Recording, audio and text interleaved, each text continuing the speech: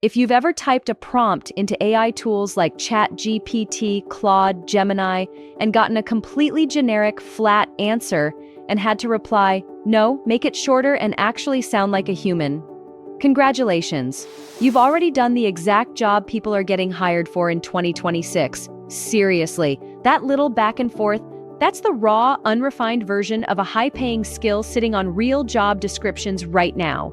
You aren't standing outside the AI revolution looking in, you're already doing the work. You just haven't put the right resume words to it yet. By the end of this video, you'll master the 5 AI skills hiring managers are actively screening for, why companies are desperately looking for them, and the 5-minute action step for each. No coding degree required. Let's dive in. Skill number 1, precision prompting.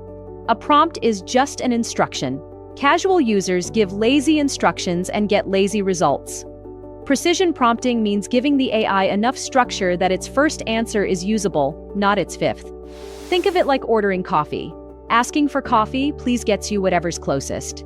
Asking for an extra hot oat milk latte with 1 sugar gets you exactly what you wanted. Same barista, different prompt. Look at the difference on screen. Write me a cover letter for a marketing job. You'll get something beige, something 1,000 other applicants also submitted. Now, look at the precise prompt. Act as a hiring manager at a mid-sized skincare brand. I'm a final year student with 2 social media internships. Write a 150-word cover letter for a marketing associate role. Tone, warm and specific, no cliches.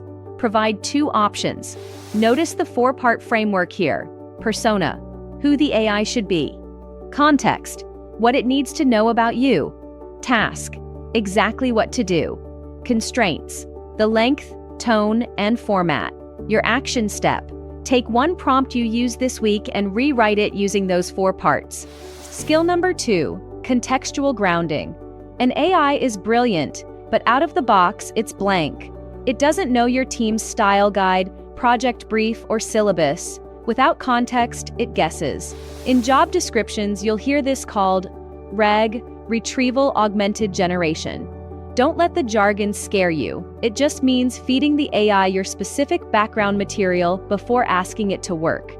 An AI that knows general marketing is okay. An AI that reads your specific campaign brief before drafting copy is indispensable. The trick hiring managers look for here isn't just uploading files, it's data prep. Pros know how to strip out sensitive info, turn messy documents into clean notes, or use dummy data sets so the AI gets full context without risking data security.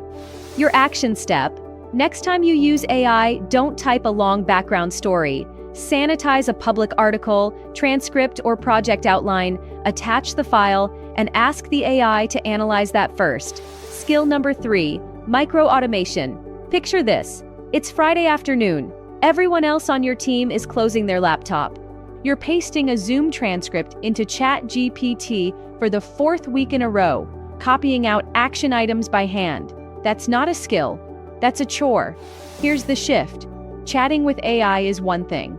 Building a system so the AI does the work without you being there is another entirely. An AI agent is just a tiny assistant assigned to 1 repetitive job on loop forever. Instead of that Friday copy-paste ritual, you build a simple 3-step flow using drag-and-drop tools like N8N, Zapier, or Make. Trigger, meeting transcript lands in Google Drive. Action, AI extracts the action items. Result, they auto-post to your team's Slack channel. You build it once. It runs while you sleep. Now imagine walking into an interview and saying, "I built an automated flow that saved my last team 4 hours a week." That's not a skill on a resume. That's a story that gets you hired. Your action step: write down your most boring, repetitive task this week and map its 3 steps on paper. Skill 4, AI quality control. Here's what nobody tells you. AI never sounds unsure. It'll invent a statistic, a court case, a source that doesn't exist, and say it with the same confidence as a fact it got right. That's called a hallucination. And it's the reason companies are terrified of AI making a public mistake.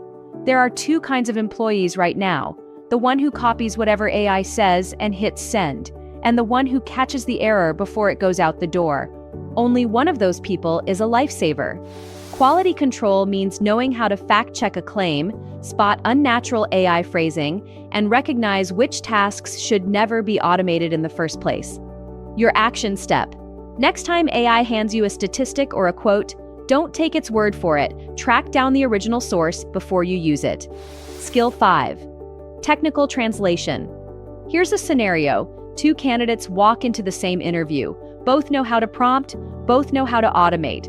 Both can spot a hallucination a mile away. Only one of them gets the offer. Why? Because your manager doesn't want to hear about tokens, parameters, or model architecture. They want 3 things. What business problem did this solve? How much time or money did it save? Where's the risk? If 2 candidates are technically equal, the offer goes to the one who can explain their process in plain English, the one who translates.